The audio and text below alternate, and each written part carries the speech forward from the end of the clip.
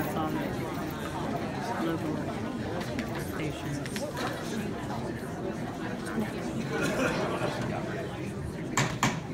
I'd like to call the April 14th regular and reorganization meeting of the Board of Education.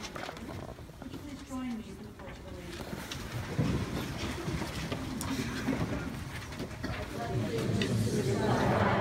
Of the United States of America and to the republic for which it stands, one nation, under God, indivisible, with liberty and justice for all.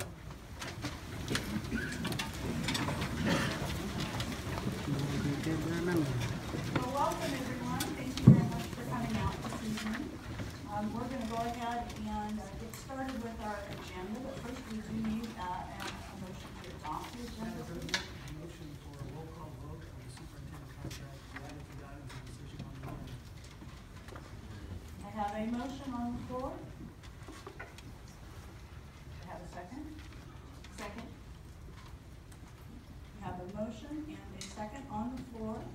Would you please restate your motion, please? Motion for a roll call vote for superintendent contract to the attitude items and decision on the agenda. Linda, did you get that? Turn your mic on. Turn Yeah. the mic on. Sorry about that.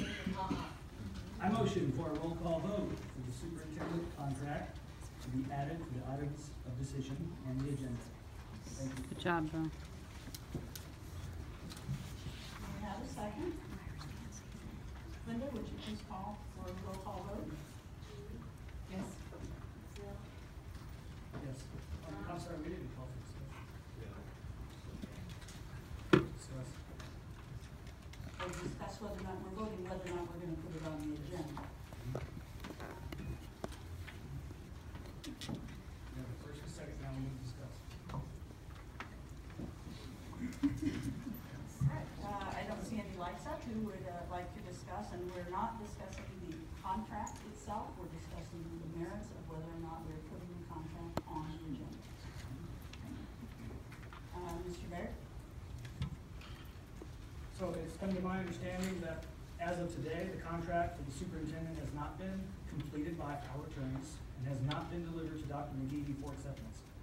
Last Thursday, the board went into a closed session called on short notice with only hours for the board members to read a 9-page memorandum from an attorney.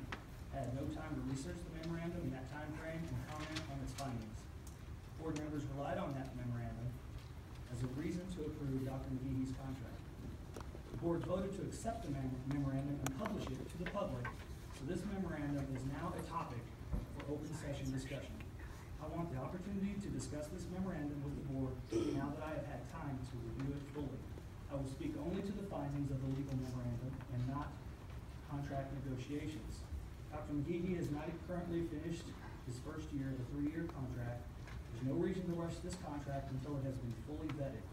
I will motion, if this is approved, if this motion is approved, I will later motion to rescind the offer to Dr. McGee since it has not been delivered. During discussion, I will make my case by using the legal memorandum to show why I believe we should do so. Board members may vote to not rescind the contract, but I would at least like the opportunity for discussion, so I would like this item added to the agenda.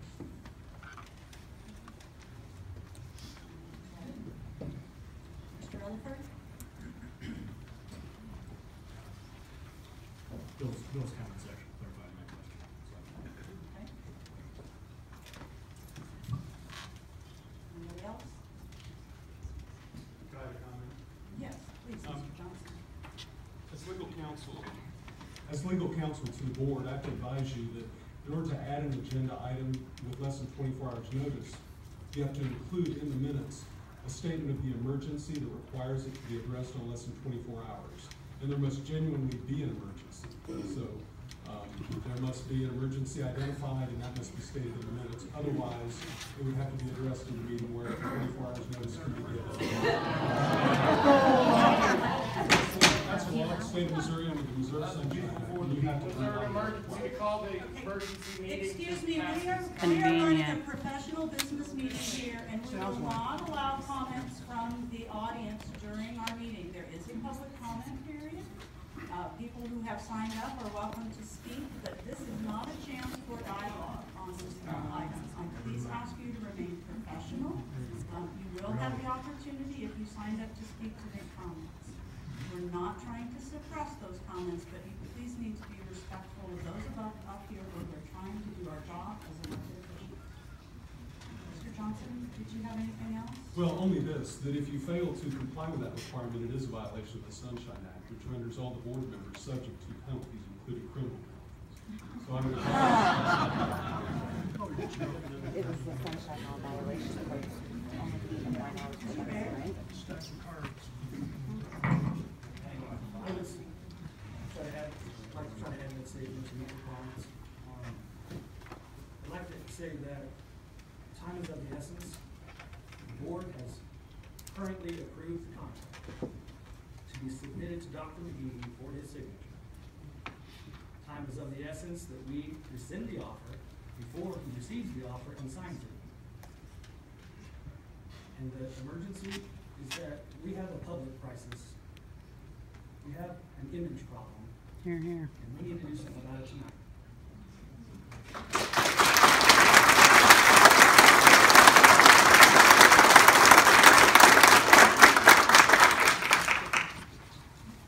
Any other comments or discussion before we take a roll call vote on whether or not we're adding the contract to the agenda? Linda, did you get a clear statement of what the emergency, Mr. Barrett felt the emergency was? No other discussion? Linda, would you please do a roll call vote on whether or not we're going to add this item to the agenda? Yes. Yes. No. No. No. Yes. No. We have 3 in favor and 4 against, so the motion does. Wow. We will not be discussing the contract on this evening's agenda. Guess we know where you We guys have a stand. full agenda. We have people that are signed up for public comment, so we'll now move into, we need to adopt the agenda then. I have a motion to adopt the agenda as presented. I make a motion to move, to adopt the agendas presented this evening on April 14th, 2016. And do we have a second? We have a motion and a second to adopt the agenda as presented. All in favor, say aye. Aye. Opposed, say no. Next, we're going to move into the public comment section of our meeting. Mr. Barrett, do you have a motion that you want to make? Madam President, I motion for a roll call vote to eliminate the time allocation of 20 minutes for public comments. Second.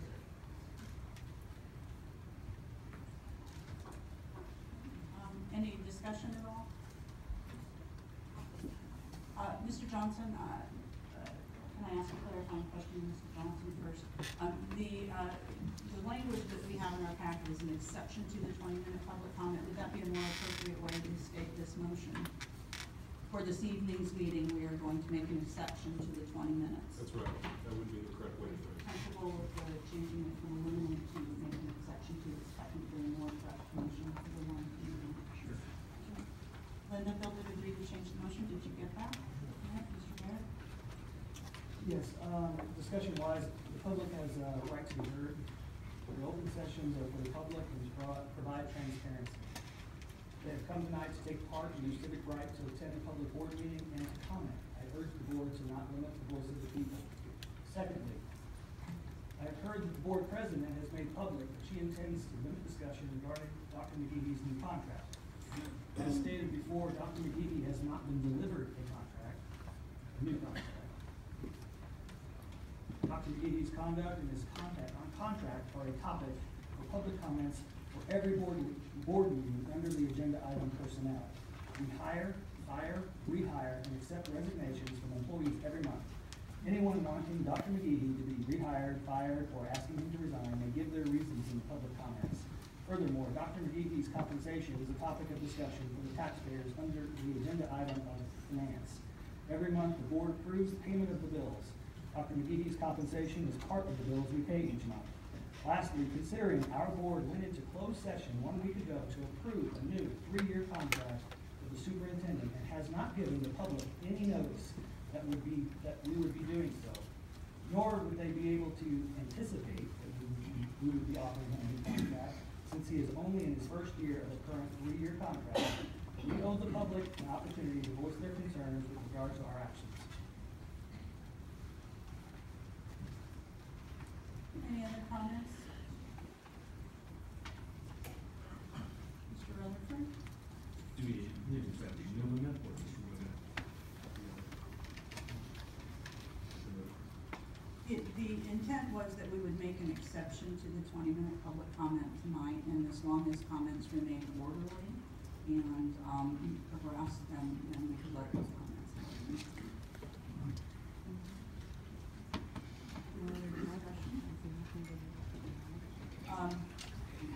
Mr. Johnson, could I please ask you to give us some clarity on whether or not Mr. Baird's statements that would allow public comment about an item that's not on the agenda would be in line with sunshine law, since there are a number of people here that obviously want to speak to that, and we're not trying to limit that discussion. But it would also be fair to say that because it was not on the agenda, people that might want to speak on the opposite side of the issue were not aware that this would be an item that would be open on the agenda. Can you please clarify what our obligations are under the sunshine law? Yeah, let me back up just a little bit. A board member or others have the ability to have matters placed on the agenda, so those can be considered. That was not done with respect to this item. So that's the reason why it's not on the agenda in the first place. So when we come to tonight, what we look at is public comments now, and the board policies state that the public comments are limited to those matters that are on the agenda. And that matter is not on the agenda. The agenda does include other items that have been raised and that are an issue of concern. I know the Gwen Mundorf law firm and whether or not they'll be retained. That is on the agenda and is properly to be addressed. Other matters are not on the agenda. So we now have a motion and a second to make an exception to the 20-minute public comment rule with clarity from our legal counsel that the superintendent's contract will not be addressed this evening in this public comment period, although comments on other agenda items could be had. We have a motion and a second. We would ask for a roll call vote. Linda, could you please conduct the roll call? Board Member Dunn? Yes. Board Member Byrd? Board Member White? Yes. President Green? Yes. Board Member Storms? Yes. Board Member Ryan? Yes. Board Member Rutherford? Yes. We will now move into the comments for the public section. We have 2 different items on there. I will say that I see many of you already have this. There are guidelines for our public comments in there, and I would ask that you review those. I will tell you, I'm very aware that this is an emotional subject and an emotional time in our community, and we are not here to limit everybody's conversation. I do want to ask you to be respectful. We have some individuals who have signed up to make some comments, and we want to respect and hear their comments. It is a time for public comment, and there will not be any back and forth. We're not asking you questions, you're not asking us questions, but we want to be respectful and hear everybody to speak. So what we're going to do is cover the items and the comments to the public in the order that they're on the agenda. And first up is agenda item 2.01. Ms. Megan Tripsis is applied to speak today regarding the impact of a transfer station at Sunset Valley Elementary. And there's a variety of information in our elders. You do ask for a 3-minute limit for public comment, and if it helps you, you can see it over there. So, Ms. Tripsis. Thank you. Good evening. My name is Megan Tripsis, and I'm a parent of a 5th grader at Sunset Valley Elementary in Lee Summit School District. I am here in front of you tonight asking for your assistance in ensuring the health and safety of the students at SVE to be upheld to the standards set by this district. I suspect most of you are not aware that Sunset Valley Elementary sits in close proximity to the Lee Summit Resource Recovery Park, which houses the city landfill and the future trash transfer station. When I say close proximity, I mean roughly 1,800 feet, less than half a mile. Since my daughter started kindergarten at Sunset Valley, we have heard comments regarding the mountain of trash that they can see from their playground. Over the years, my daughter, her friends, and the neighborhood kids who attend the school have made comments regarding the odors that are carried by the winds, and how on some days it is so bad they can smell it in their classrooms. I pretty much disregarded this as we were always aware that the landfill was supposed to have closed around 2014, so I really didn't see it as a long-term problem. That may have been a bad decision on my part. You hear the news regarding issues in other towns, cities, and areas that have problems with landfills, but until it impacts you, you are not aware of how possibly harmful they can truly be. Now, from time to time over the years, I would hear little news about the city landfill and that it was finally reaching capacity and slated to close. I was made aware at a neighborhood meeting in 2014 that the city was looking at options to do so, or options to look to do with the landfill once it closed. I am by no means an expert in any way on this topic, but I follow the news enough to know that there is very little that can be done once landfill has been closed. It then came to light that the city was looking at privatizing the closing of the landfill and opening a trash transfer station next to the existing landfill on the same property, which has the potential to create more issues for the students at Sunset Valley, but it has not yet been built. To provide a bit of background, in January 2016, this year, the city signed a contract with Heartland Environmental Services and Summit Waste LLC, in which they would manage and operate the landfill until it reached capacity and closed it. The timeline provided was that it would be completed by early 2018, a little less than from 2 years from now, and almost 4 years from what we were initially told.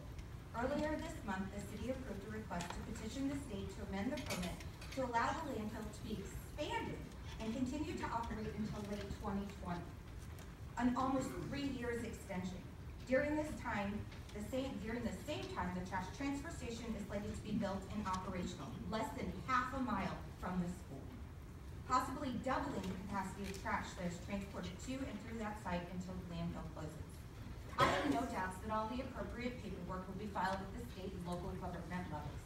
But somehow in all of that, it has been overlooked that an elementary school sits in the shadow of this and deals with the effects from it.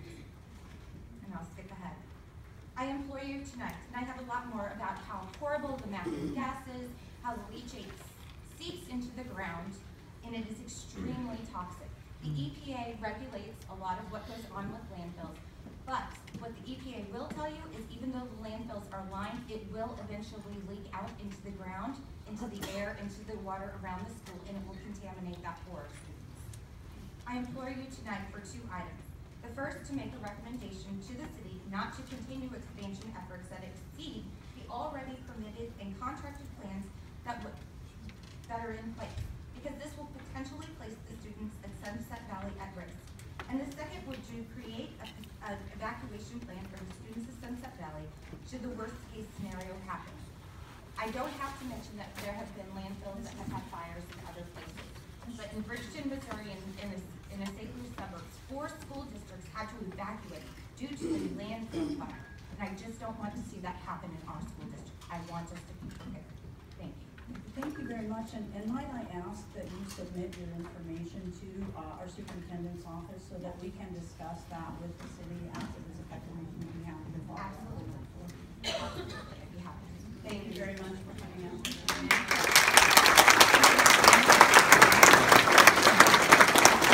Good job. Oh, my son goes like that. Now we're moving to item 2.02 on our agenda, which is general public comment. And there was a sheet for people to sign up to speak this evening. And so I'm just going to call in the order that was on that sheet. And first up, we have Mr. Jack Wiley. Thank you, President Harmon, members of the board. Good to be back in the building. I've come to speak on 2 matters that are posted on tonight's agenda. I know you're in a busy evening, so I'll keep my comments brief. I won't give you my Regarding information. proposed Okay. dismissal of Gwen Martin as one of the retained legal firms for the district. As a former board member and former board president, I can personally attest to the value of qualified legal specialists and education in law bring to our district. On numerous occasions, associates and partners from Gwen Martin have served R-7 and served it well over the years. Choosing legal counsel to prepare your will, review an adoption agreement, or articles of incorporation is a far different matter than choosing counsel to represent the particular interests of the school district. To be certain, state and federal statutes pertaining to education are at best complicated.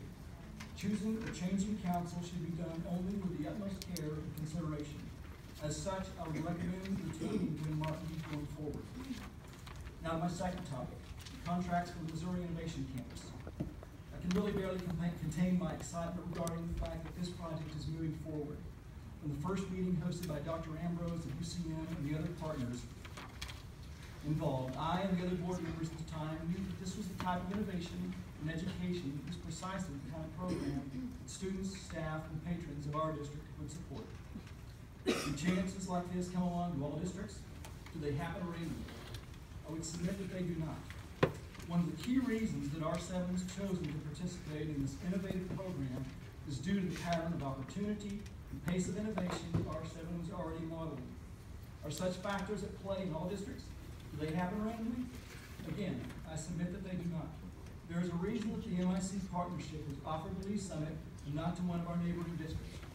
Under the stable, consistent leadership of Dr. McGee and his leadership team, such programs and opportunities have become the norm in Lee Summit, not the exception. I applaud this leadership and hope that it continues. I challenge the board to foster an environment where creativity, innovation, and cooperation are the hallmarks to which our students, staff, and leadership all aspire. Lastly, I provided Linda with a copy of an upcoming letter to the editor, authored and signed by several former board members to further address some of our thoughts and concerns. Thank you for your time. Thank you, Mr. Wyland. Next on our list of individual speakers this evening is Danita Meitner. Thank you. I would like to address the Board of Education on 3 points: ethics, conflict of interest, and financial concerns. The ethics pertaining to the Gwen Mundorf Law Firm and the Lee Summit Board of Education. Gwen was required to notify the Board of Education of a personal relationship with the superintendent. I am outraged the attorney representing the Board of Education was disinclined to approach the board about her romantic relationship. The superintendent informed the board of the relationship, which leads me to believe that the board's attorney violated the ethics set forth by the Bar Association. The board should have then contacted the Missouri Bar Association Office of Chief Disciplinary Counsel to look at a possible conflict of interest and ethics violation. This would have saved the taxpayers $13,000. The Missouri Bar determines if an ethics violation has been committed by an attorney, not an outside law firm hired by an individual. Next, the conflict of interest between the board and Gwen Mundorf Law Firm exists. Gwen receives monetary compensation from the school district. Money is distributed to the partners of the law firm, and Gwen is a partner. I do not understand why the board did not immediately dismiss the Gwen Mundorf Law Firm when the relationship between the superintendent and Gwen was revealed. Even if there was no wrongdoing, that is the perception the public has.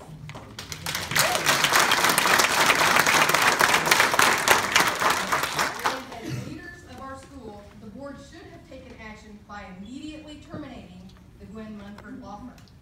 Financially, the board is not listening to the people they represent. Spending $13,000 for ethics investigation, paying our superintendent the highest salary in the state, and voting on a new contract are just a few of the missteps our board has made. Voting on the contract during a crisis shows a lack of concern for the Lee Summit taxpayers. I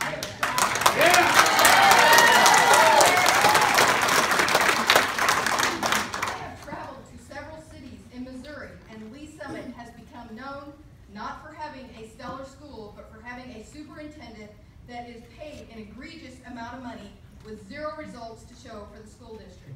What has Dr. McGee accomplished to prove he was worthy? The topics that are now being discussed are outside the scope of the agenda. I'm not talking about his salary. I'm asking what he has done for the district. I'm not talking about his new contract. I'm talking about his current one. How is that outside the outside The contract is not on the That's agenda. not it. If you want to talk about the Gwen Mumford Law Firm, please proceed in doing so, or other Okay, matters on can the I agenda. ask what he has accomplished? His employment, his contract, those matters are not an issue tonight. They can be on the agenda. It's but they're not tonight. considered personnel? No, it's not. It's Okay. not. I'm sorry. I'm done.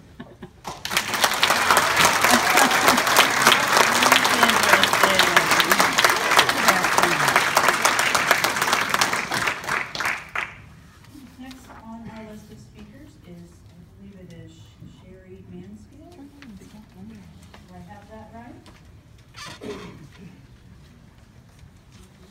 Yay, Sherry.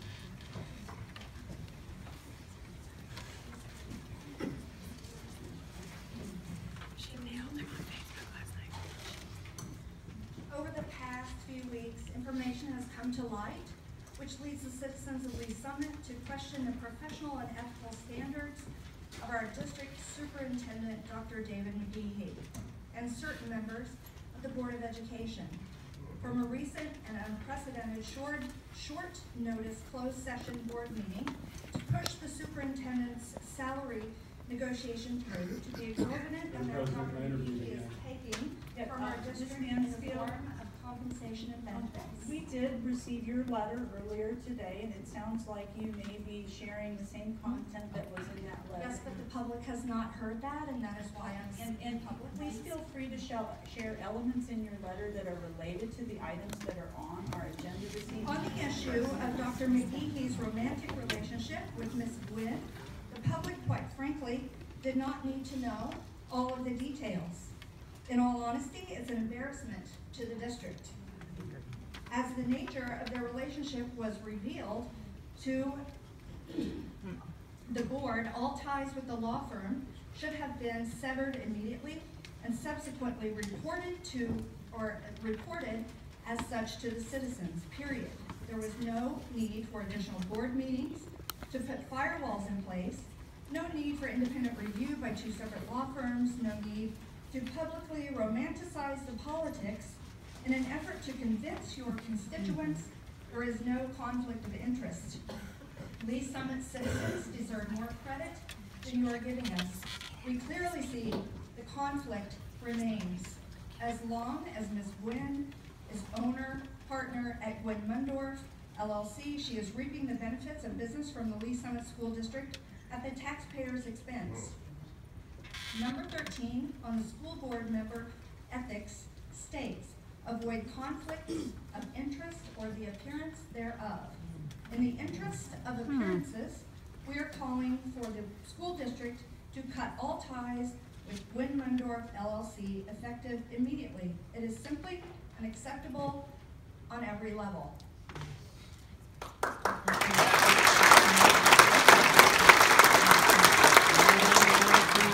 Citizens of Lee Summit deserve your attention, and we insist decisions take place to remedy the serious concerns currently plaguing our school district. We call for the resignation of Dr. David McGehee based on his recent actions. Of you, Ms. Harmon, as board president.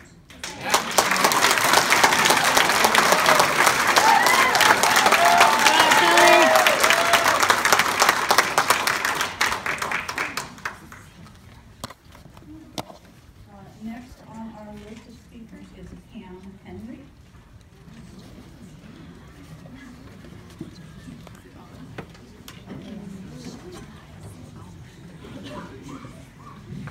Maybe you can start there, but I no longer have any idea what's acceptable to talk about.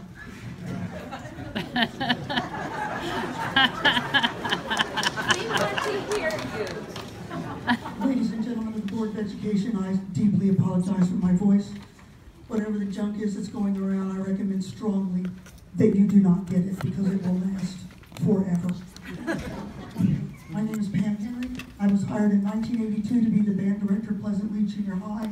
I retired in 2008 as the coordinator of music for the school district and also the band director at Pleasant Lee Elementary. Worked there for a while at Pleasant Lee Middle School. I really honestly don't know what we can longer talk about, but I will let you know this. Lee Summit R-7 Board of Education, you have a big problem. And the problem is perception. The problem is the fact that we are standing here in front of you and being told by a lawyer what we can and cannot say.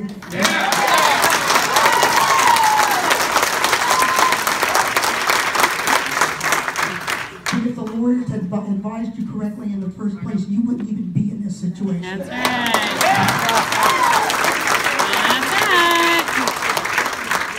You want to trust and this community. Folks, this is an awesome community. We don't need a superintendent coming in saying we're good, that we can be better. We are better. That's right. We are what people strive for. We have always been what people strive for. And right now, you have it in your capabilities to decide, when you are no longer on this Board of Education, what are people going to say now? Are they going to say that you were not willing to make the hard call? Are they going to say that you forgot kids? Are they going to say that oh gosh, maybe we should meet in private? What are they going to say, folks, when you leave? Because right now you are doing what is typically called a bully pulpit. And you are standing up there saying that we can and we cannot do certain things. Folks, we voted you in, and you need to listen to us.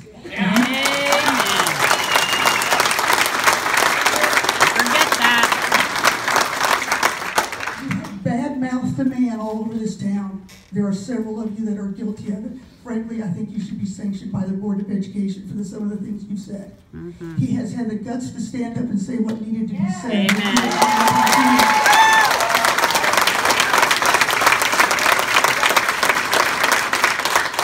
The problem, folks, is not Bill Baird.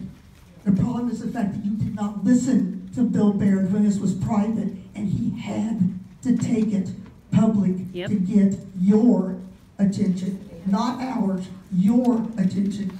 You want to fix this? Do your job.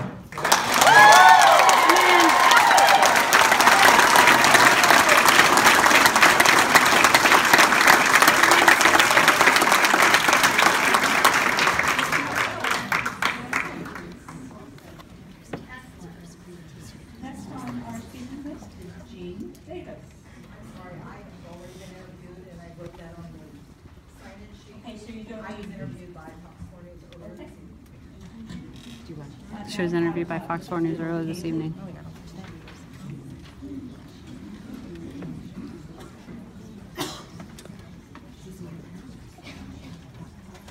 Sorry, guys. Keep tilting the camera.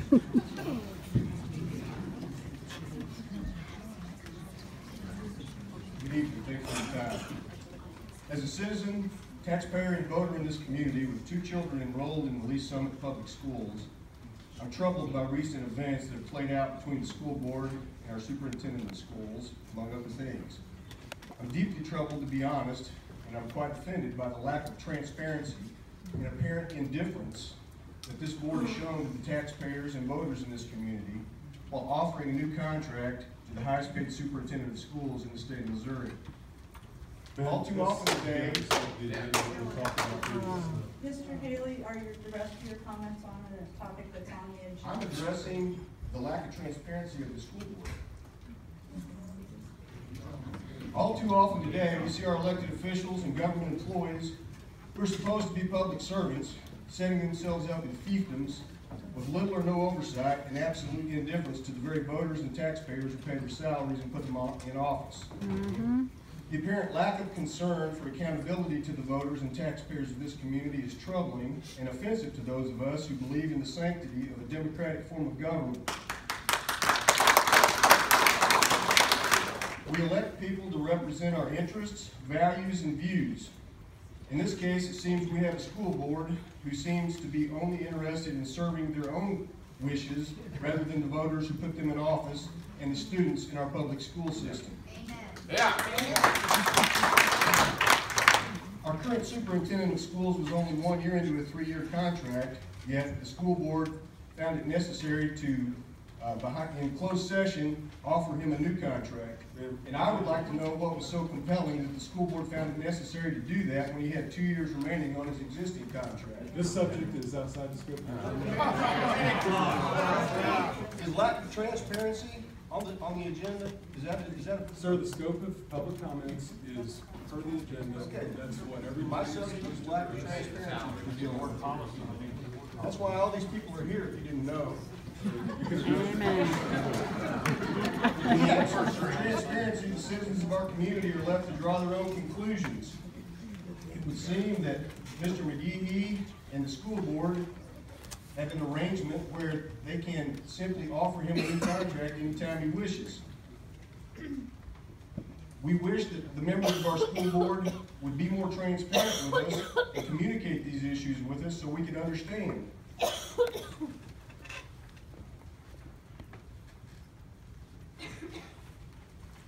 The need for emergency sessions to be held in private so that we can't hear the discussions. We have programs that are being cut because of lack of funding, yet we find the funds are there to elevate the compensation of our superintendent to new heights. I find this an appalling turn of events, not consistent with the long-term best interests of our students or our school. Amen.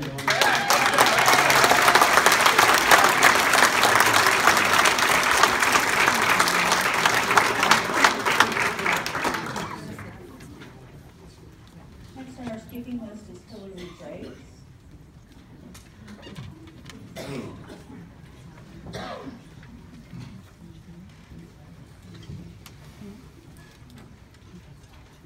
Good evening. My name is Hillary Graves. I'm a resident of Lee Summit that attended the Lee Summit R-7 school district from kindergarten through graduation. The Lee Summit Teacher Scholarship helped me pay for my college and later the MU Fellowship. I have taught in this district as well as served as a parent educator for the district. I now have a first grader and a third grader at Pleasantly Elementary. I am thankful for the great education I received from teachers and coaches, and in turn have paid it forward by being a PTA president for 3 years and serving on the district CAC, or Community Advisory Committee, for the district for the last 5 years. Every year, the CAC meets with state legislators to advocate for our public school funding and other issues. It seems every time the legislators leave, we as CAC members are dismayed at the fact that although the legislators know what we want as a district and as constituents, they choose to ignore our voices when they get to Jefferson City. Imagine my disgust to realize that the same hypocrisy is going on in my own backyard. The school board members who were elected by myself and many others have blatantly disregarded what the public and their constituents want. So I ask you tonight that you just don't hear what we are saying, really listen to our concerns. It is in a collective voice that we ask for our teachers to be paid a fair salary. Right. Yes. To be reduced, an increase in mathematics instruction, a reduction of our high school dropout rate, and an increase in early childhood services. And like all politicians, you're going to ask me, how can we do all these things on a limited budget? And I will ask you 2 questions in response. Is your top administrator worth what you continue to offer him? And are you doing what's best for children? Yes.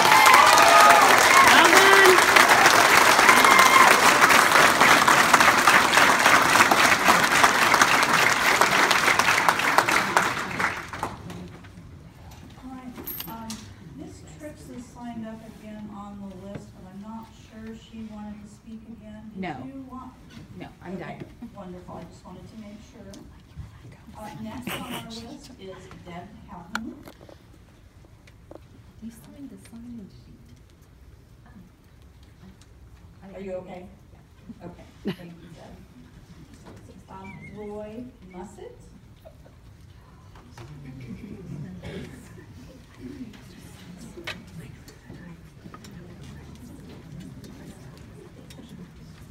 My name is Roy Mussett. I've been here for 30 years. I'm going to give you legal notice right now. You have one of 2 choices. I'm asking most of you citizens here to understand that 69% of your taxes that you pay in personal property tax and property taxes goes to the school board. You're right. We are not getting our money's worth. So therefore, I'm giving you legal notice as of now, and I don't care what your little lawyer here has to say, but I do understand. I've been on several boards. I do understand the rubber rules of order. You cannot dictate to people what they have done. Because number one, since 1974, I have fought for the right to speak my word. Yeah. No lawyer at all. Now, that being said and done, you either got one or two choices. I'm either going to file an injunction to cease the school board completely, or ask the people of this community to do a recall. Yeah. And therefore, I need you to process the paperwork for a recall on this whole entire school board. And I'm sorry for whoever just got appointed, but you're a member of it right now. The taxpayers have a legal right. And I'm asking right now that this school board put themselves up for a recall. The whole entire school board. Amen. Done. It's over with. There is no person worth $400,000 a year. No one. I don't know when you get off of that, but right now, you got one or two choices. I will listen to the press. I have connections with the press. So you either get it done, or I will go down and get a court order and cease and desist. Sorry, ladies and gentlemen, but any kid that graduates won't graduate if I follow this injunction. That ceases the school board. They will have no legal right until it goes to court. That's your right. Which way would you prefer? Raise the hands of a recall. No, I'm right here. Therefore, ma'am, and you're the attorney, and we are paying you, if I'm not understanding, to do the job we tell you to do. Right. It's not the job which you want to do. You understand? Right. Therefore, we're demanding a recall. We want to know when exactly that recall is going to take place. Please let the press know. Okay?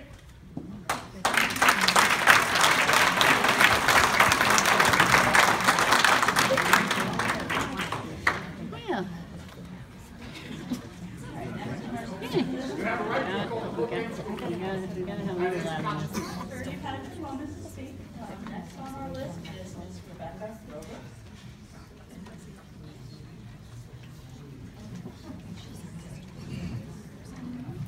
Thank you, members of the board, and it's Rayburn. How you pronounce your name? Trying to keep to the agenda, I also call for the immediate end of the Bloom-Warndorf legal services to the district. I am a retired public educator. I also represent half of this district down in Jeff City, and I know that appearances are very important, and even the appearance of misconduct is something that can't be tolerated, and I think this goes beyond the appearances.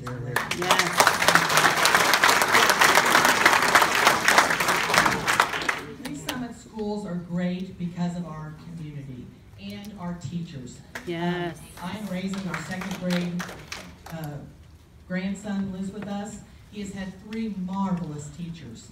When we go up there for donuts with Dad, we have to park 2 blocks away. The district that I taught in, it was difficult to get 1/3 of my students' parents in for parent-teacher conferences. Yeah. That's why this district is wonderful. It's not because of any one particular person, and it's certainly not because of administration in general. Yes. As somebody in the public eye and somebody who's put myself out there as well, I know how hard it is to stand up to the powers that be. And I applaud Mr. Baird for doing that.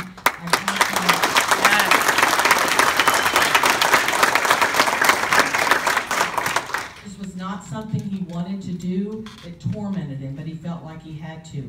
And to all the rest of you that have done the right thing, thank you as well. Yes.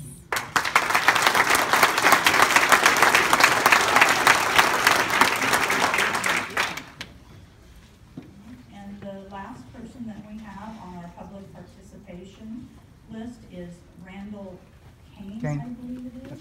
Thank you.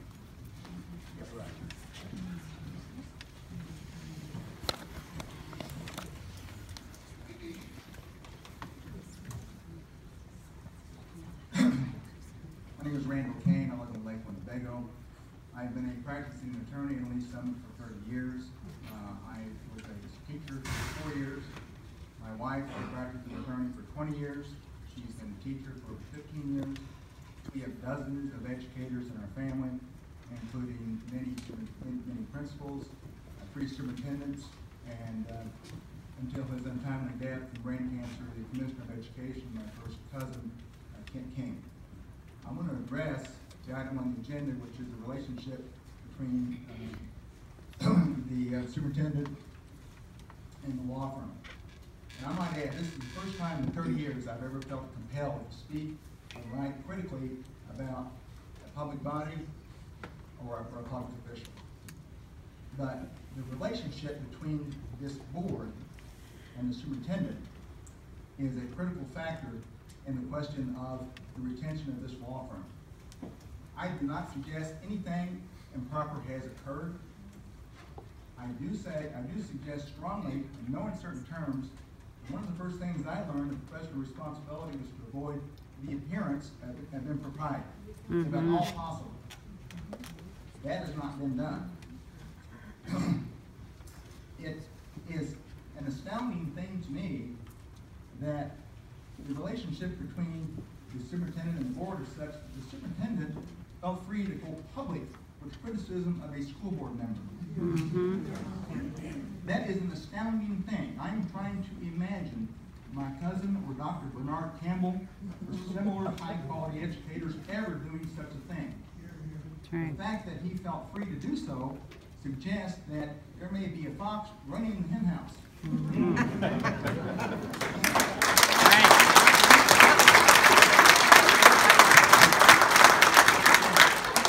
I suggest it is time for some board members to grow some guts and start being in charge instead of kowtowing and falling in line. That's your job. You guys are the boss. The superintendent is not. The only other thing I want to say is, listen, I've been an attorney for 30 years, and believe me, I don't want the school board's business. Thank you.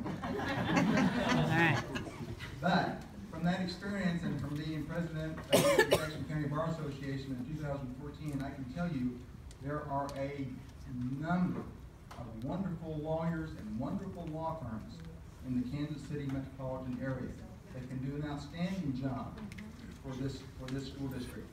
There is no need for the school district to be paying money to a law firm which has as partner someone who has a personal romantic relationship with the superintendent. One of those two needs to end. Thank you.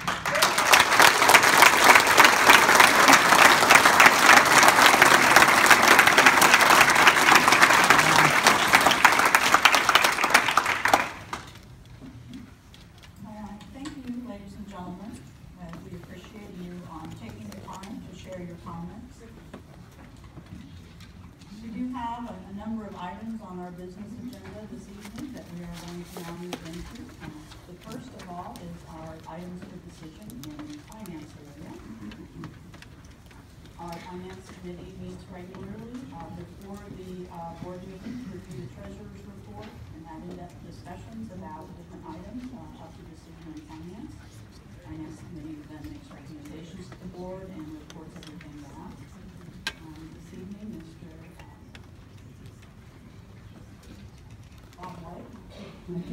Just going to go ahead and read the Finance Committee report. Okay. The investments through March are approximately $131.4 million with maturity dates to meet cash flow needs. Operating revenue and expenditure percentages are well within our budget estimates. Other finance issues, district improvements, construction contracts. The team discussed the collaborative processes in place using construction management, architect, and district staff to estimate construction-related costs, determine projected budgets, perform bid analysis, and monitor and manage project services. Last month, it was indicated 3 contracts would be rebid due to the lack of bidders for carpentry, roofing, and steel. The rebid resulted in 2 bids for each area of services and resulted in lower pricing for carpentry and steel and an increased price for roofing. However, the rebid does result in a total decrease of $73,190 on the 3 contracts when compared with the original bids. The total price is within the budget dollars that are allocated for the projects. Missouri Innovation Campus. Contracts for bid package 3 for this project, a comprehensive bid package for building completion, are being recommended for award. Bid package 3 includes 25 different contracts. The total bid price for the contracts recommended for award are under the estimated project budget by approximately $3 million at this time. Specific contract review and discussion focused on 3 of the 25 building contracts received 1 bid. Therefore, no contract award is being recommended for acoustical caulk, fireproofing, or final building cleaning. These packages will be rebid in 6 months.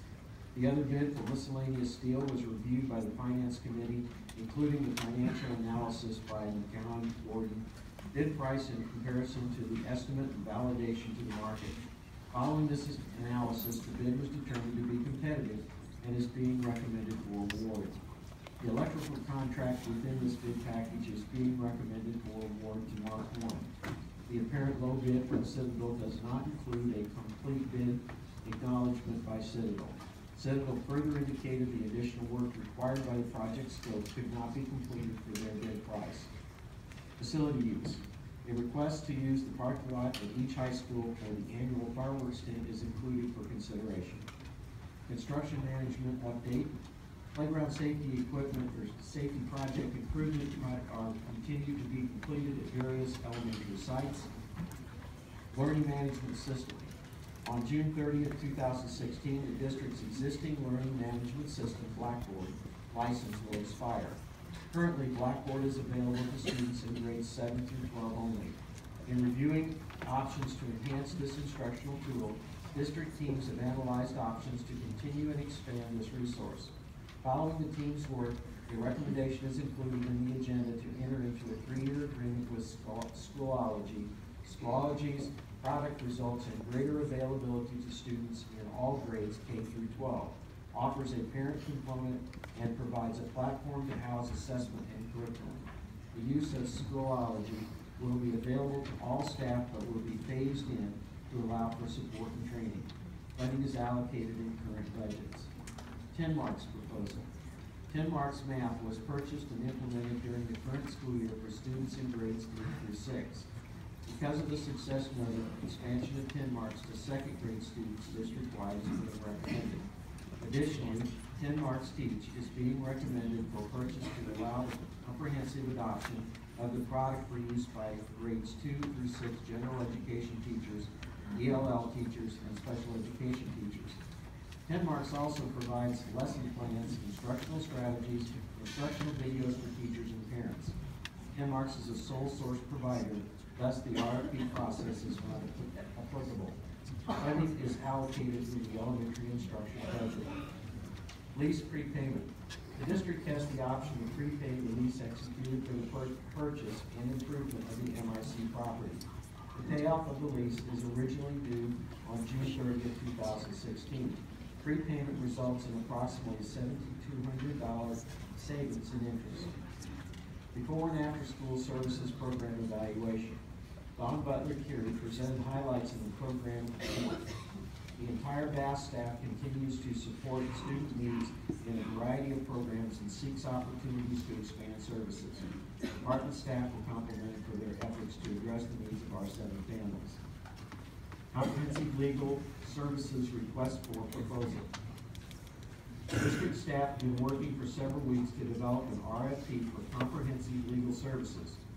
The RFP document was developed using the current legal services agreement, a review of other school district legal service agreements, and RFPs. The process follows the district's standard purchasing procedures, which calls for proposals to be evaluated by a district team, facilitated by the purchasing supervisor, who is certified to facilitate proposal reviews. A list of firms based on prior work with the district and firms known to practice public school law in Missouri has been compiled for inclusion in the RFP process.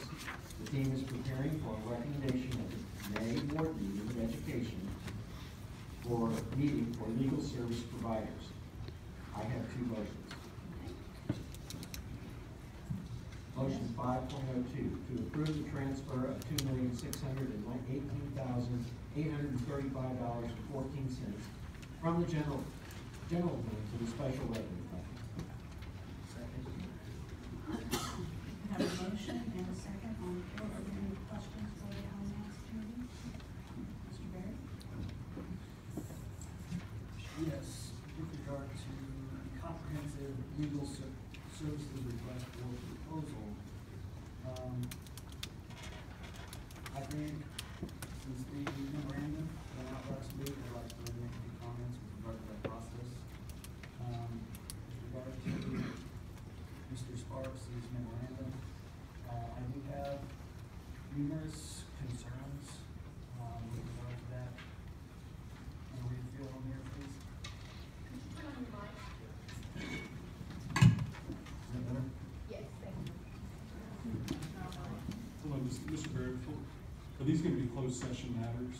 Because if these are closed session matters. I don't think anything should be closed session right now. Would you consider anything that was talked about in the memorandum closed session?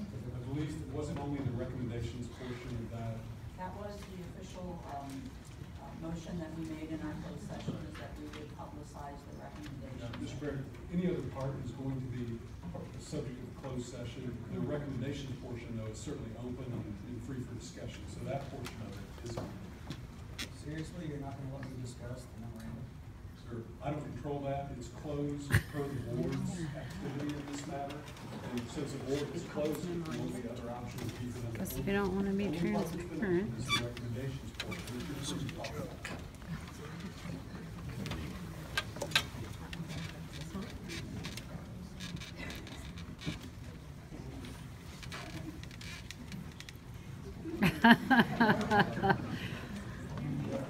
I'll find another way to talk about it.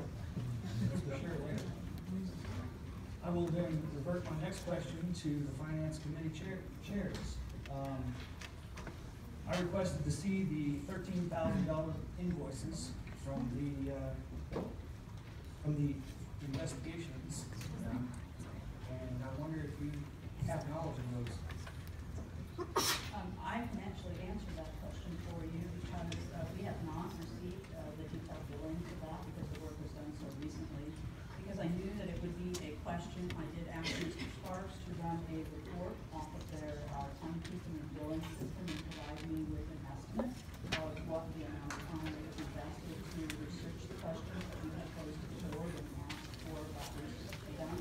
And the approximate amount is $13,000. When those legal bills come through, we will be happy to provide a copy of those detailed bills. They just have not yet. I think it was irresponsible to publish that $13,000 to the public and assign that to me when you have not reviewed those bills and you cannot determine whether or not they were talking about Windmund or excuse me, my questions with regard to legal services versus the other part of the memorandum which talked about law violations, policy violations, and others. So there were numerous parts of that memorandum, and I hope that the Finance Committee will look into that for me. When we do receive that, we will look into that, and if that was a statement on our part, then that will be corrected. I'm the one that gave you that number, so. I request that the Finance Committee also check those numbers. We'll have them do so. Did you have anything else with the Finance Committee, Mr. Baird? Yes,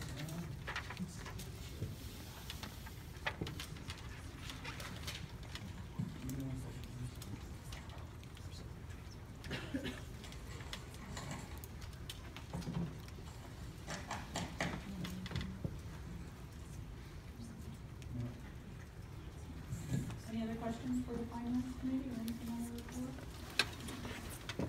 All right, any other questions? I have a motion to approve the transfer of $2,618,885.14 from the general fund to the special revenue fund. All in favor, please say aye. Aye. Opposed, please say no. All right, motion is approved. Next motion is 5.03 to approve the treasurer's report and annual reports. Have a motion and a second to approve the treasurer's report and annual reports. Any questions? Questions? All in favor, please say aye. Opposed, please say no. We move on to the next portion of our agenda, which is our item for decision, which is our consent agenda. And we do regularly group a number of items together in our consent agenda to help our meetings move a little bit more efficiently. They're fairly routine matters that get reviewed by board members in advance of the session. And they are listed in your packet there. And first of all, our board members have had a chance to review those ahead of the session. And can I have a motion on the table? I make a motion to approve the consent agenda items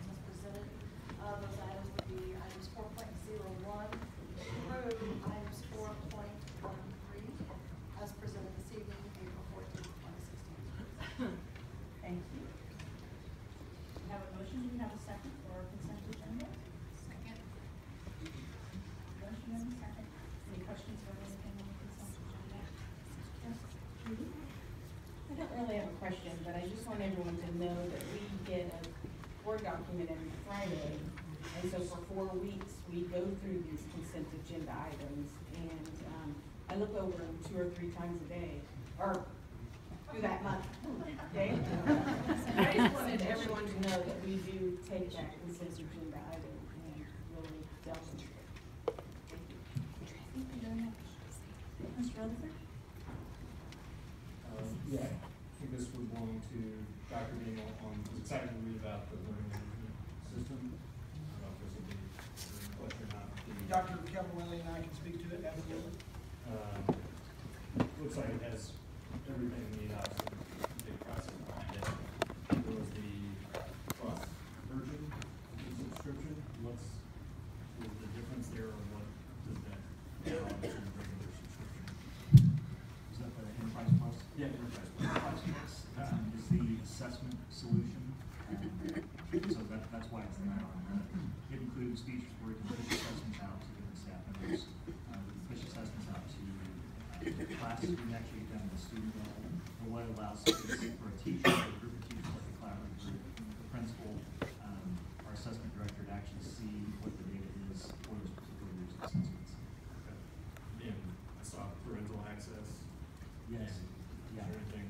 The enterprise level has parent access, is really nice interface. It actually, what this allows us to do is actually group kids together. So instead of having, if you have 3 kids in the district with 3 different schools, you can actually group the students all together and talk them through and see what they do. Thanks. Adam, if you recall, and board, if you recall, we ended our partnership with SchoolNet, Pearson product that kind of overpromised, under-delivered. We think Schoology may be an opportunity for us to really beef up our assessment program and opportunities. We're hopeful. They haven't overpromised, so we're excited about the opportunity there. Look forward to seeing it. I don't know if there's a test account or something like that. Absolutely. Thank you, Dr. Any other questions at all on the consent agenda? Now we have a motion and a second on the floor to approve consent agenda items 4.1 to 4.13. All in favor, please say aye. Opposed, please say no. That motion passes. Next, we have our section of our agenda for the items for decision. First on that is the approval of an additional half FTE for the 2016-17 Career Education and Project Lead the Way facility. Should I go ahead and take it back on that one? I mean, there is a description, it's quite lengthy. I don't know that I necessarily need to read it as our description's been posted. And basically, during the current school year, we looked at elementary instruction and explored the viability of implementing launch. That's the elementary portion of the Project Lead the Way program. And there are no non-allocated funds requested for this position, but it will help us expand that program into the elementary levels. The administration is recommending that the Board of Education approve the half-time FTE for the Career Education and Project Lead the Way facilitator role for the 2016-17 school year. With that brief overview, are there any questions at all on that item?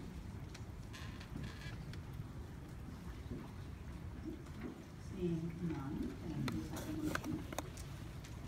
I move the Board of Education approve the addition of 0.5 FTE for the Career Education Project Lead Facilitator for the 2016-17 school year. We have a motion. Do I have a second? Motion and a second to approve the addition of a 0.5 FTE for the Career Education Project Lead the Way facilitator for the 2016-17 school year. All in favor, please say aye. Aye.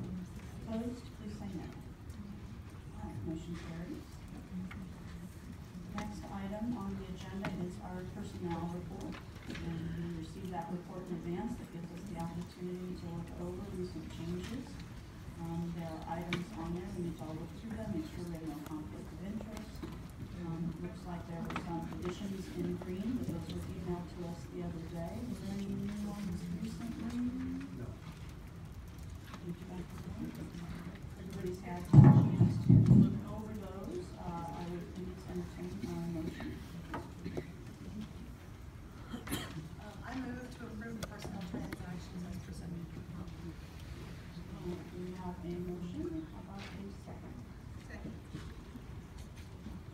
Motion and a second on the table to approve the personnel transactions as presented. All in favor, please say aye. Aye. Opposed, please say no. Personnel report, is approved. Next on our agenda is, the item legal services. This is a decision-related item that was requested to be put on our agenda this evening, and it's obvious from our public comments earlier, there is a lot of passion around this subject in our community, and I want to assure everybody we have heard that.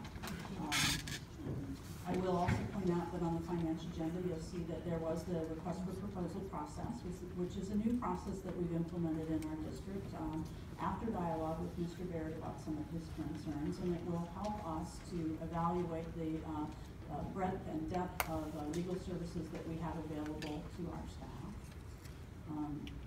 I am going to go ahead and share with everyone on the board now that Glenn Mundorf has shared with me that they have decided, the decision has been made, it has already been carried out. Ms. Shelley Gwynn ceased doing work for our district on February 18th, the very day she became aware that there were community concerns that lingered about the conflict of interest.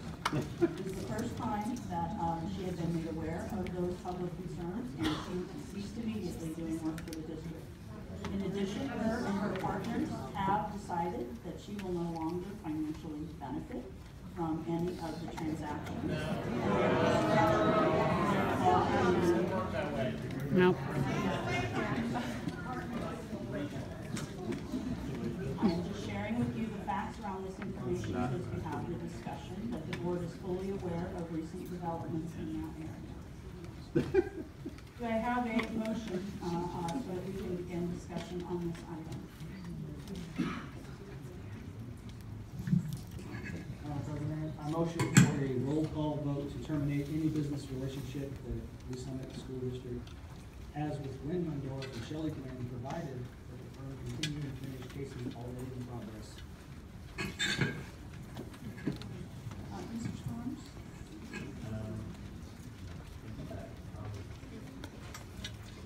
That probably would have to be rephrased to an affirmative. That's right. I mean, Process. yeah, the way the motion is stated is, the motion would be to continue to use their services, and then a vote yes would be to continue, a vote no would be not to. And so, a motion has to properly be stated in the top. So, it's just a procedure. Otherwise, you have yes votes to accomplish a termination, which is a negative. And so that's not the way motions are phrased. So if you want to Would phrase you help it. me out and tell me how to phrase it? Sure. Yeah, the motion would be to continue to utilize the services of Glenn Mundorf. Mundorf. Mundorf, not Glenn Mundorf. Mundorf. Well, they may vote no against it. It's just Robert's rules that for clarity for everyone that's voting, it needs to be stated in. Then a vote. The motion For a roll call vote to continue.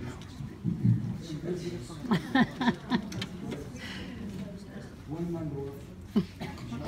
Robert's rules say that quoting are very different here than they are in the city council, but it should be the same. Right. Okay, good, thank you. Okay, we have a motion. I missed the last, when everybody, for the landfill and everything, for the recycling. Yeah. So I may need you to get me up to date on that. That's just half of it. I can imagine. There's many ways to get this board to conflict with our legal services provider, Shelley Gwynn and Glenn Mundorf law firm. But tonight I'll take a new approach. I'd like to say that the board has adopted a policy regarding staff conflicts of interest. which was ignored in our most recent closed session. Policy GBCA states that employees may not act or refrain from acting by reason of any payment, offer to pay, promise to pay, or receipt of anything of actual pecuniary value paid or payable, or received or receivable to themselves or any third person. The issue is that Dr. McGee has acted repeatedly to ensure that a third party, specifically his girlfriend's law firm, continues to receive payments from the district for legal services. This conflict of interest has been evidenced by Dr. McGee's public statements, statements before the board in closed session, statements to individual board members. He has fought hard to make sure the board does not stop payments or services to the Gwen Mundorf firm. But tonight we need to end this conflict of interest. With this vote a no vote, the board would be sending a message to the community that we are operating at the highest level of integrity. With this vote, we are sending, with this no vote that is, we are sending a message to the district employees that the same rules that apply to them apply to the superintendent of the school. So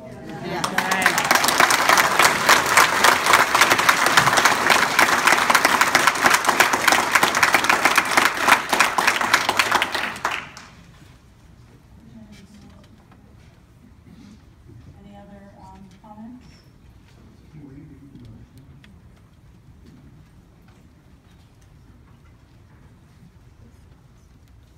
We've motioned for a roll call vote to continue the business relationship that LSR-7 has with Gwen Mundorf and Shelley Gwynn, provided that the firm continue to finish cases already in progress.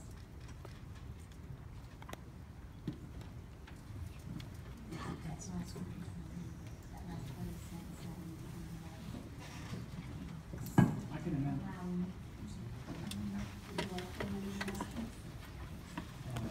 This is the board, I amend the last part and remove the statement, provided that the firm continue to finish cases already in progress.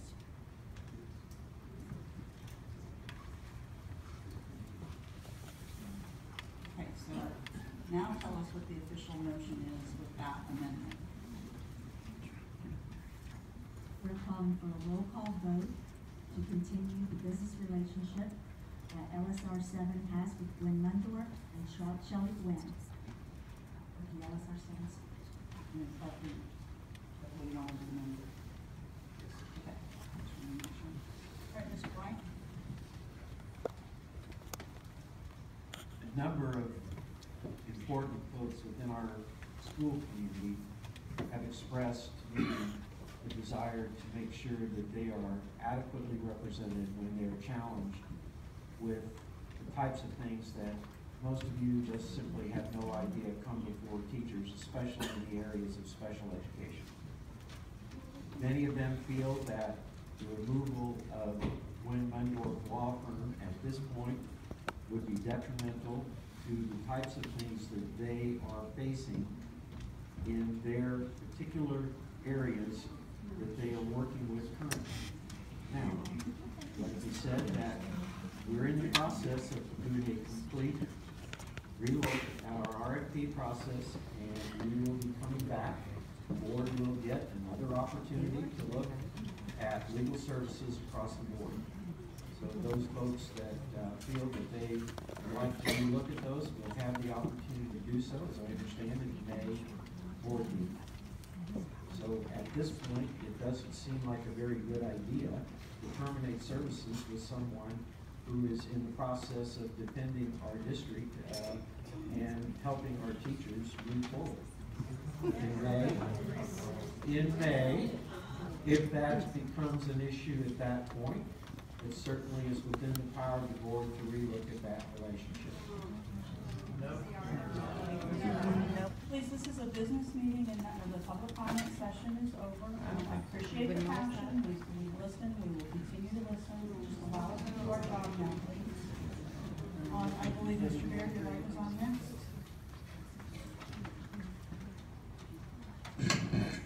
I respect Mr. White's opinion. we need a great attorney helping our school district in special education, special needs department. Yep. However, I very much disagree that there are not other qualified attorneys, as we've heard in public comments tonight. We have Blue Springs, Blue Valley, Park Hill. We have an entire metropolitan area of school districts we can call and see who they're using and get good recommendations. And while we can say that we're going to do that in May, this has been in front of this board since August of last year. That's nearly 9 months ago. 9 months of this. And the last 2 to 3 months have been chaos. The last month has been even more chaos. It's time for this board to make the right decision.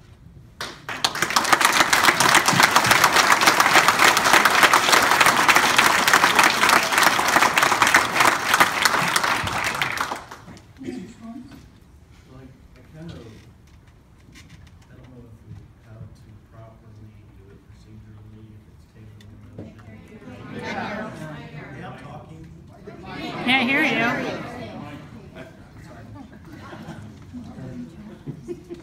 The problem is, based off of what you were saying, Bill's motion is to retain Wynn Mundorf and Shelley Gwynn as an attorney. And what you're saying is that Shelley Gwynn is already stepping away. So I would like the motion to be just for the Wynn Mundorf portion of it and not for Shelley Gwynn portion of it. I don't know if that's what I'm doing.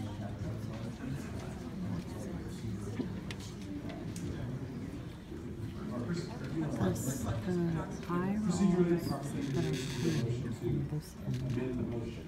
And so, no, you would be able to make that motion, or Bill could voluntarily choose to amend his own motion. You just said that. All right. Board pleases, I would like to amend the amendment, or the motion. Amend the motion to remove Ann Shelley Gwynn from the motion.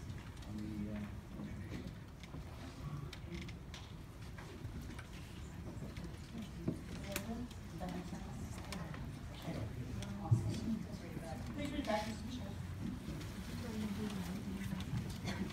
Need a motion to take a roll call vote to continue business relationship that LSR-7 has with Glen Mundorf.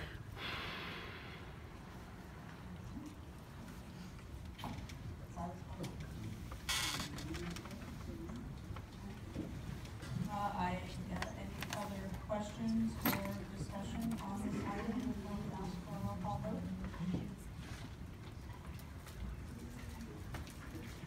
Seeing none, Linda, would you please take a roll call vote on this? I may remind everyone that they vote to continue using the Glen Mundorf firm, not to terminate. So a yes vote would be to continue the relationship, and no vote would be to terminate the relationship. Okay, Linda? Board Member Baird? No. Board Member Dunn? No. Board Member White? Yes. Board Member Arner? Yes. Board Member Storms? Yes. Board Member Valano? No. Board Member Love? Yes.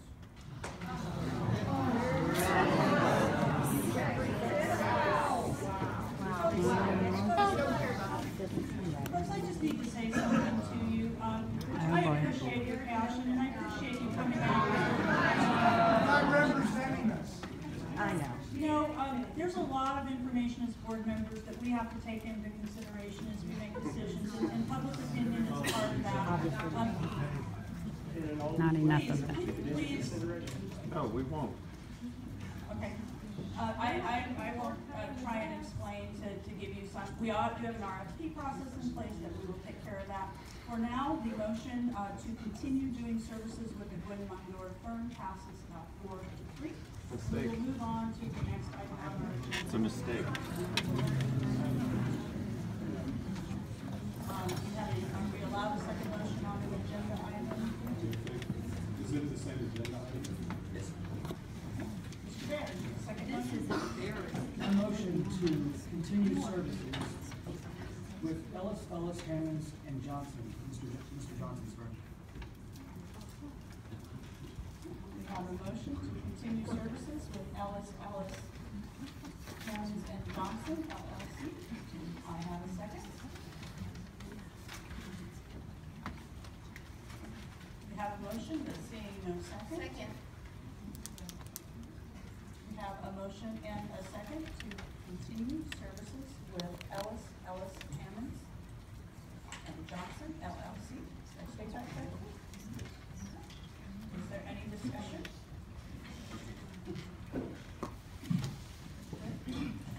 I have some questions for Mr. Johnson. Is that okay? I'm glad to answer, yeah. Mr. Johnson, are you familiar with, you're one of our attorneys, so you're familiar with our school district. Are we an urban school district?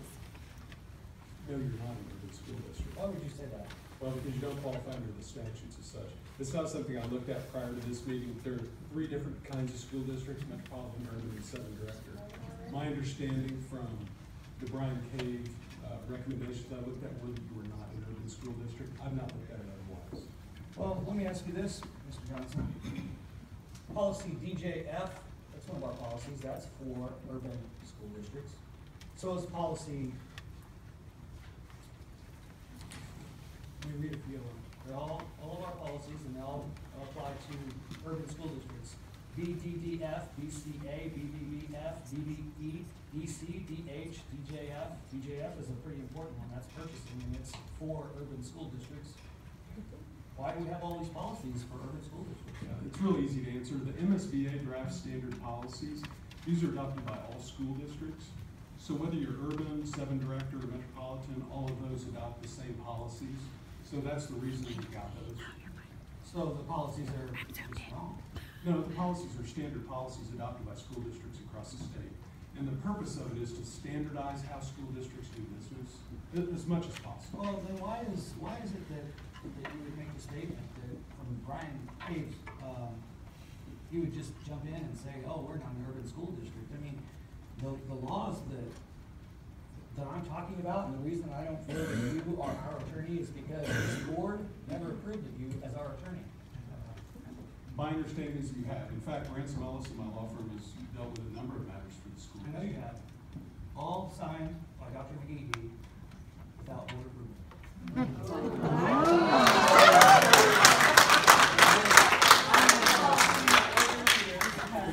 The motion on the table is to continue the services with Ellis, Hammonds, Johnson. The questioning that is being asked of this attorney, who was simply brought here tonight to talk about the parliamentary procedure, was not ready to answer any other questions about a policy matter he has not been asked to review.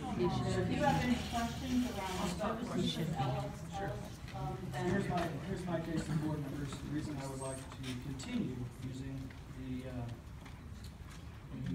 Ellis, Hammonds, and Johnson law firm would be because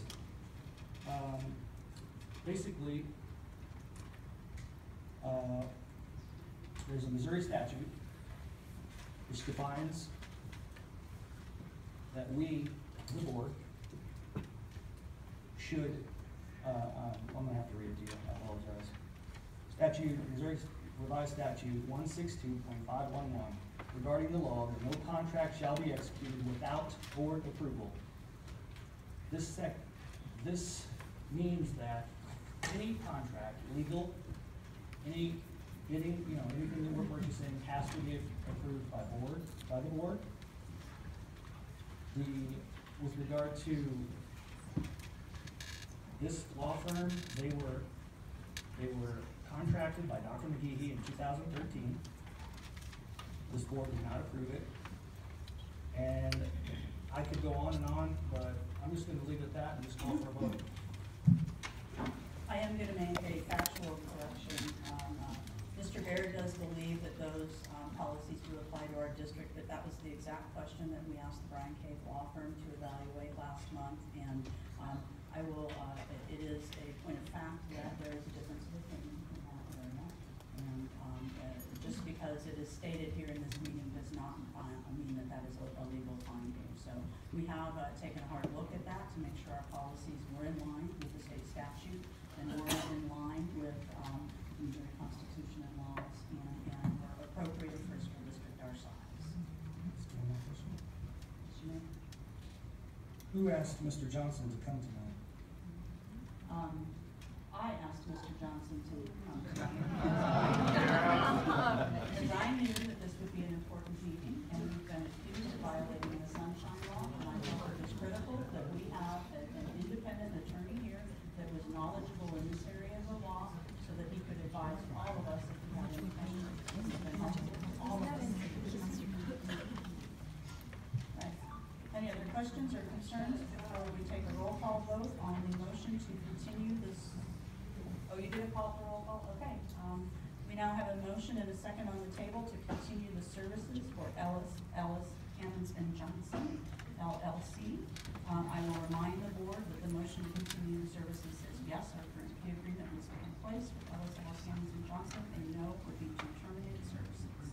All in favor of the motion to continue services with Ellis, Hammonds, Johnson, LLC, please say aye. Aye. Opposed? Please say no. No. There are 4 yeses and 3 noes that vote. Wow. Ellis, Hammonds, Johnson, LLC, as articulated in our current fee agreement. All right, moving to the next item on our agenda.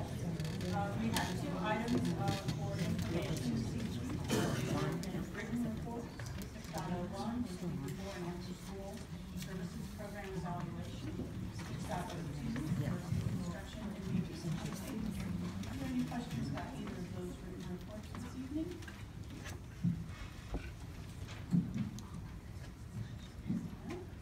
Seeing none, thank you very much for the staff that took the time to put those together. Next on our agenda is our board member reports. This formerly used to be called our roundtable, and it's in effect kind of the same thing. We just ask that board members try and keep their reports to either things from the agenda that they didn't talk about earlier, and encourage those to happen during the same agenda time, or to report on activities they've done in board science committees through the month. Joan, I'll start with you down there. Yeah, that's all. I've been on the Lee Summit Cares Board for 8 years. Been on this board for a year, so that was really great that I got to continue. So here's my Lee Summit Cares report. The character trait of the month is perseverance.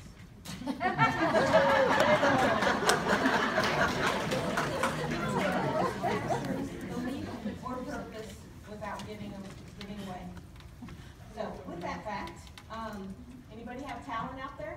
We've got Talent auditions next Thursday. And if you need to see some more information, it's leesummitcares.org. There's a $5,000 scholarship, and it's open auditions. The show is June 11th at 7 p.m. at Lee Summit High School, my alma mater. And the next item that Lee Summit Cares supports is a Drug Take Back Day. It is a safe, convenient, responsible way to dispose of unused medications.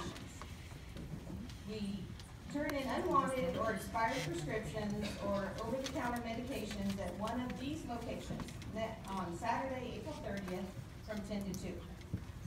St. Luke's Hospital, John Knox Village, Price Chopper, Lee Summit Medical Center, and both Hy-Vee. But I will be at Hy-Vee West, and I like to win. So please come see me from 10 to 2 and bring your prescription drugs that you don't need and you can get rid of them the right way. Thank you.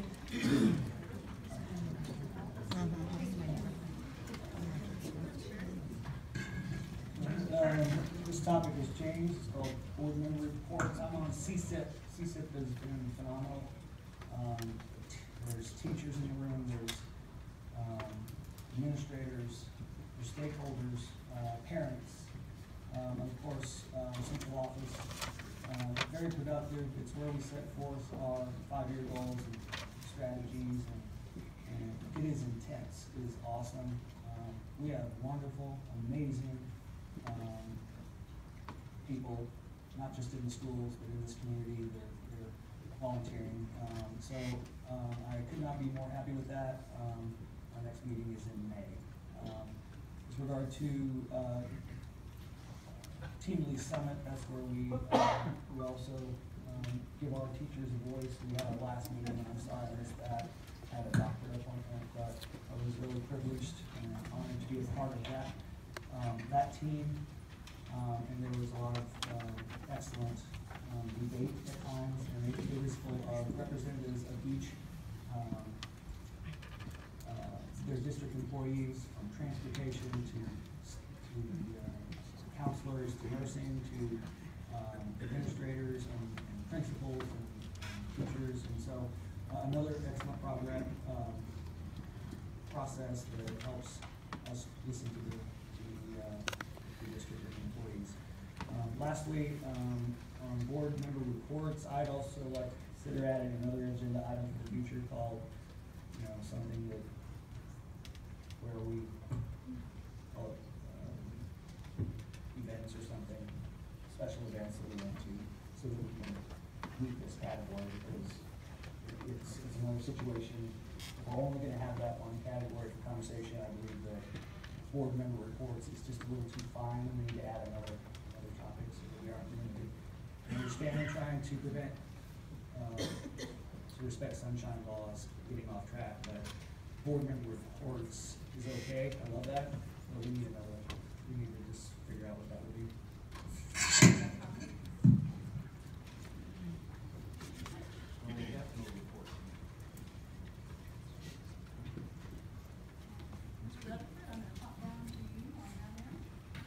Sure, I'm also on the CSIP team with Bill, and didn't realize the sessions were so long when I went through the position, but it's great to see all that hard work starts bear fruit and reunite.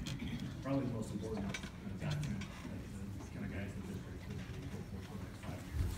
I want to thank, sorry if I get the last name wrong, Megan Tripsy, she's still here. Wanted to thank you for coming in and providing all the information, very well organized. I also represent the board on the Government Relations Committee, the Chamber of Commerce. I'd like to bring that item to their attention at our next meeting, if you're okay with that. Absolutely. It's okay, I'll reach out to you directly when you have your dialogue. No, that's wonderful. Information, 3 minutes. Okay, no, I understand. Probably didn't do justice, so thank you for bringing that to us. Thank you. That's all. Yes, I always enjoy this portion of the board meeting because I do have several reports. I'm like, thank you for turning my back on. I'd like to talk first of all about the Lee Summit Educational Foundation. As many of you know, we have a very viable and active and wonderful foundation in the district led by Cheryl Franke. I have the privilege of serving on the advisory board with numerous people and love that work on that board. We recently, we just recently had Taste the Lee Summit, brought in over $100,000, very successful event. We also just recently, the kids in the district sold Major Saver cards. And I'm happy to say, I was stunned by the amount. 13,380 cards were sold in our district, which is amazing. And I hope my number is right, but I have that we brought in $100,350. Major Saver presented a check to our Lee Summit Educational Foundation. Those monies go right to those teachers and right to those kids. And so I know, Mike, you're here as well from our board. You are our board president there. And $100,000, that's pretty amazing. I'd like to give our foundation a big hand.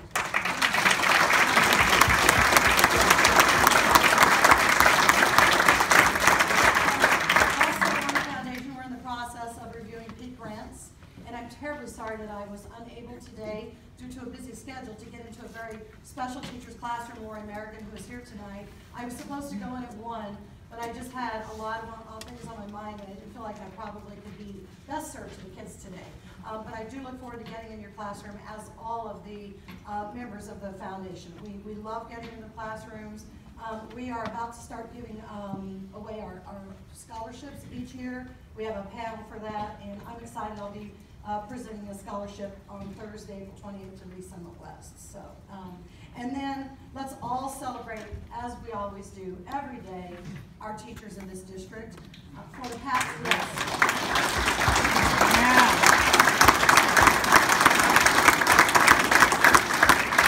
I'm a former educator. I did teach high school for 5.5 years before opening my own business, but my passion is in education. And Nice recognition, McGahee.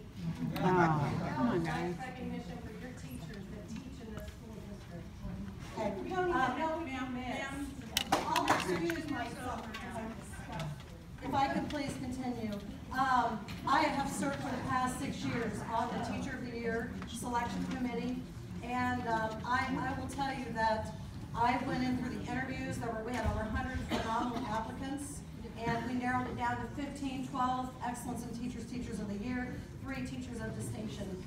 It was a tough process, and I'll tell you folks, if ever there's a time we ever question the quality of the teacher, sign up at the Chamber of Commerce, get on that education committee that I've served with several people here on the board, and you will see these teachers are selfless. They work tirelessly for our kids, and Michelle Updegrove was the winner, was the recipient of this.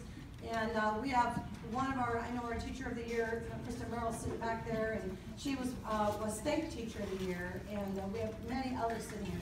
But I really needed to plug that because I'm really proud of the educators that exist in our district. They are the best. So, and then this is where I cannot report that my students from Lee Summit North toured with Justin Bieber, on tour with him and performed with him, and I got to see her last weekend down at Sprint Center. And I apologize, that's not on my regular, that's not part of my round table, but I just had to brag on a kid in our district. So, I mean, that's awesome.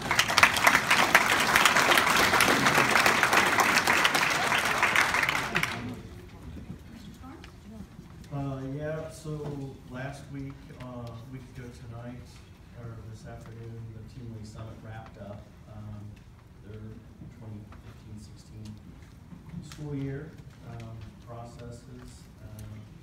General consensus from that team was that we got where we needed to get to, and it was a productive meeting.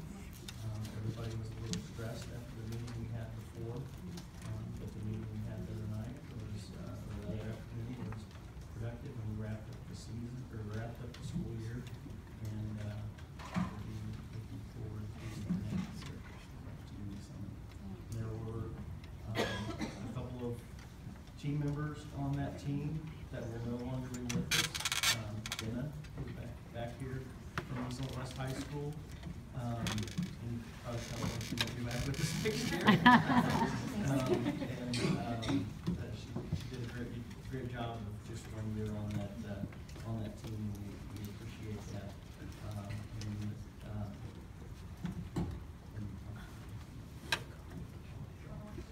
Carl, we recognize Carl.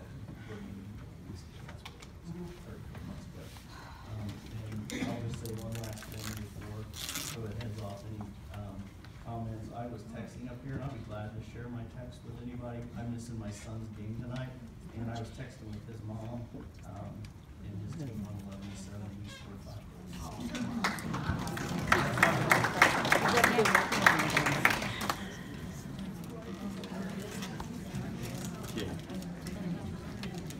This evening we had a public meeting, and we've heard a lot of things, and if I could just ask you to bear with me for a moment while I wrap up this part of our meeting.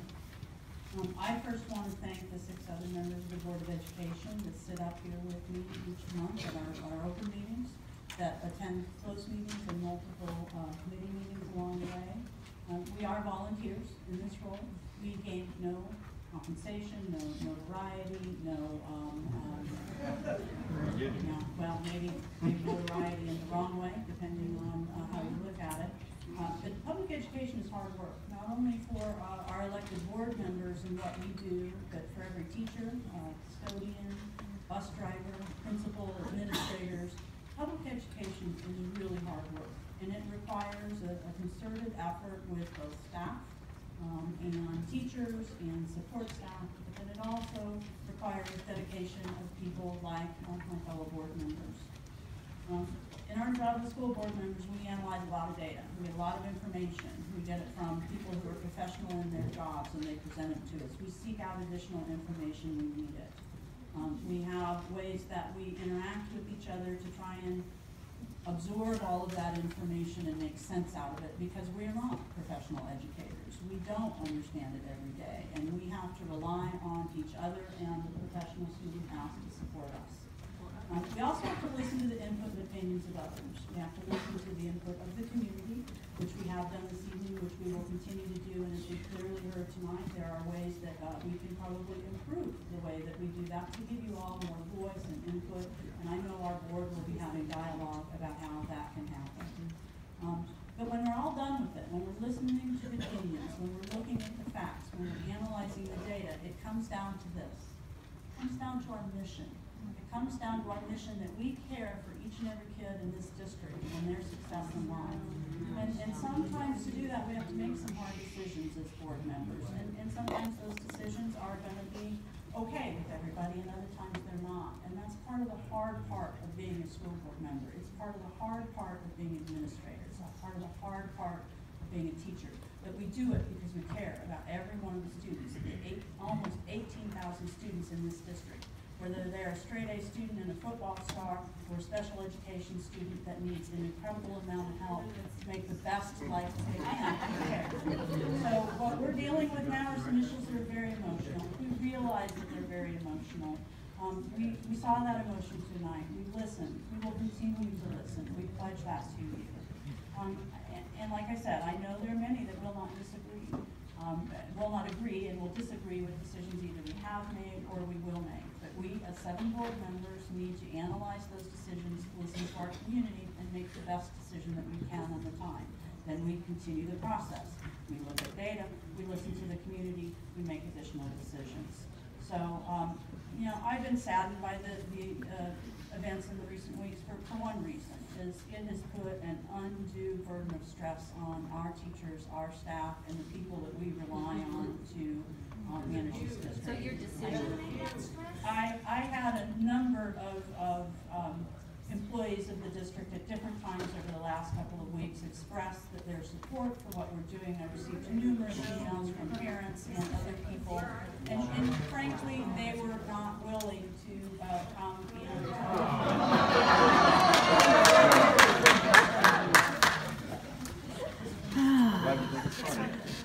all I can say is that we're not going to be able to move forward as a district unless we see change at our school board level. And that means the 7 individuals that are up here who are elected to office and are committed to serve. We need to work together. We need to find ways to work together. And that's hard work. And it's not going to be fun, and it's not going to be easy, and it's going to require time. But I believe everybody that's up here is committed to doing so. Enjoy your last year. To that end, I have engaged the Missouri School Boards Association to come in and help us really do a thoughtful, thorough job at how we look at not only our board governance and what we do, but how we as a board develop policies and interact with the community in a thoughtful way. It won't happen overnight, but I can commit to you that the other members of this board all very clearly heard what the community said tonight, and we will move forward in a very thoughtful way with appropriate process to make sure that we can still continue to provide support for all of our students that need the support of all of our staff.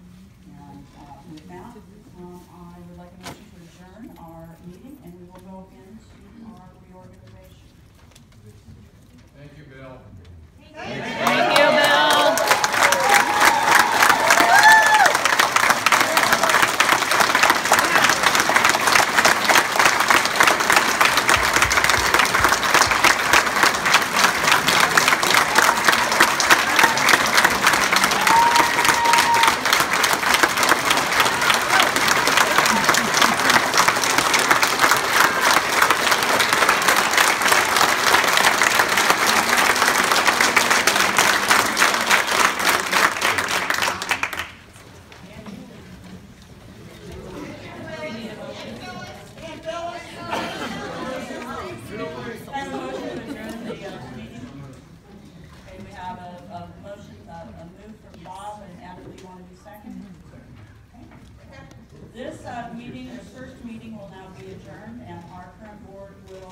retire.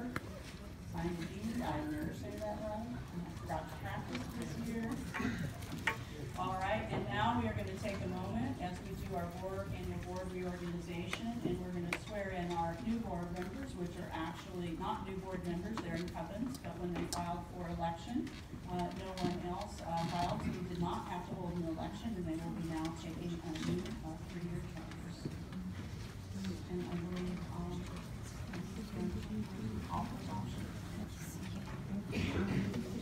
oh, we did not vote on the adjournment. All in favor of adjourning the first meeting, please say aye. Aye. Opposed, please say no. All right, first meeting is adjourned. Now we are going to roll. And Linda, would you please swear in our new members for us this evening?